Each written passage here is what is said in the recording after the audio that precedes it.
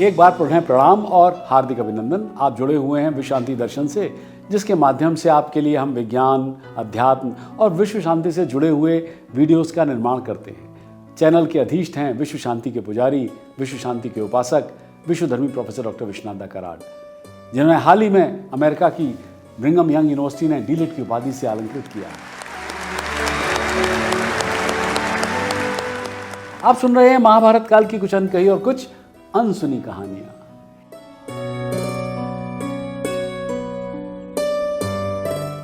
भीम अर्जुन का पराक्रम द्रौपदी की है व्यथा, जिसने दी भारत को गीता वो महाभारत कथा। ये महाभारत की कथा, ये महाभारत की कथा।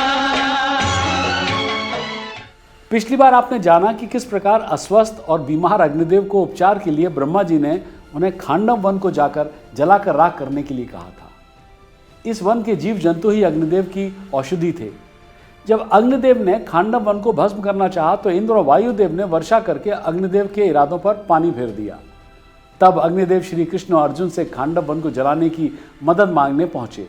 उस समय श्री कृष्ण और अर्जुन खांडव वन में खुद विचरण कर रहे थे। कुछ दूर चलने के बाद जब वे दोनों घने वन के किनारे बैठ गए तो वे बातें करने लगे। तभी अचानक जंगल में पेड़ों के झुरमुट से एक ब्राह्मण प्रकट हुआ। उन्हें आश्चर्य हुआ। उन्होंने देखा वो पिघले हुए सोने के समान रंग वाला एक पुराने साल के पेड़ जैसा दिख रहा था।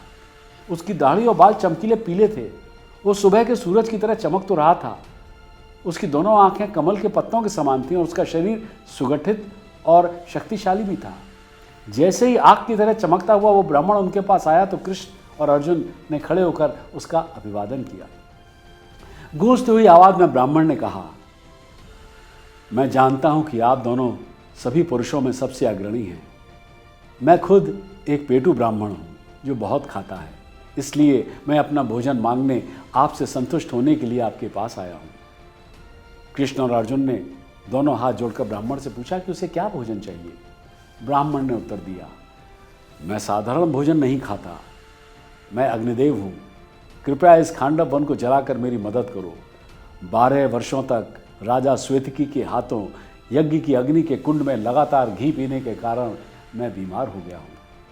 मुझे अपनी पिछली शक्ति और ऊर्जा इस वन में जलते हुए जीवों को जलाकर पेड़ पौधों से प्राप्त होगी। ब्रह्मदेव ने मुझे आपके पास मदद के लिए भेजा है। ब्रह्मा जी ने कहा था कि खांडव वन देवताओं के शत्रुओं का निवास स्थान बन गया है।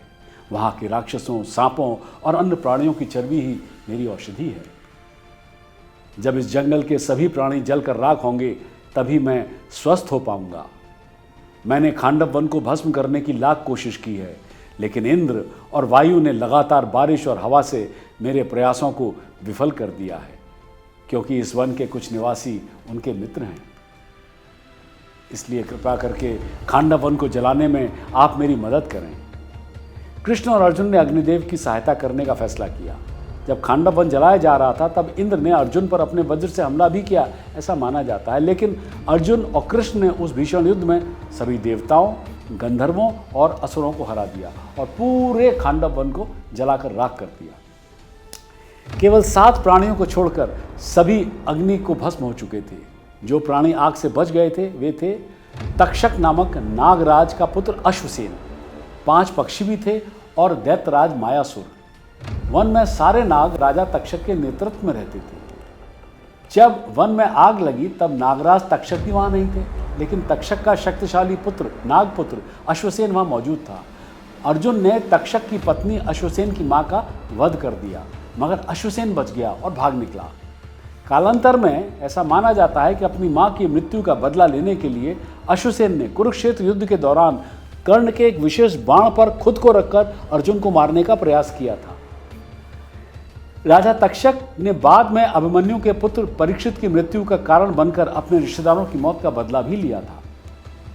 बहरहाल वन की आग से बचे 5 पक्षियों के रूप में ऋषि मंदपाल की पत्नी जरीटा, उनके 4 पक्षी पुत्र जरिटरी, सरिस्त्रिका, स्तंभमित्र और द्रोण थे। ऋषि मंदपाल खांडव वन में रहते थे, लेकिन जब वन में आग लगी तो वे भी वहां नहीं थे। अपने बलिदानों और ज्ञान के बावजूद वो असंतुष्ट थे। देखा जाए तो एक आदमी को अपनी पूर्ति और खुशी देने के लिए बच्चों की जरूरत थी।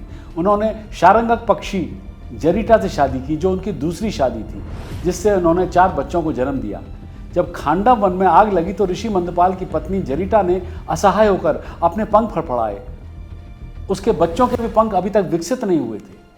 वे आग में जलकर मर जाएंगे, लेकिन अगर वो आग में जलकर मर गए तो आगे कोई संतान नहीं होगी और उनका वंश खत्म हो जाएगा। यही सोचकर जरीटा रो रही थी। वो बच्चों को एक पेड़ पर चूहे द्वारा बनाए गए बिल में छिपाना भी चाहती थी, लेकिन चूहे को बाज ने पकड़ लिया था। अब बच्चे डरे हुए थे, वो चूहे के बिल में घुसना नहीं चाहते थे, क्योंकि उन्हें लगा कि वहां और भी चूहे छिपे होंगे। चूहे के हाथों मरने से बेहतर है कि सर्वशक्तिमान अग्निदेव के हाथों मरना।